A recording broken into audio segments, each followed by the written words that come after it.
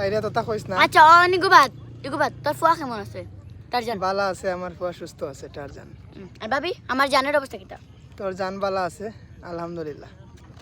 আচ্ছা আমি একটু কোশ্চেন, খ মানুষ খালি কয় দেখি তুই একটা গান গেছিস জানি, আমার বাবু বুঝিবাই যেই দিন হইবাই জনম দুঃখী, কাইন্দা কাইন্দা রাত পোহাইবাই হইতাই না আর সুখী।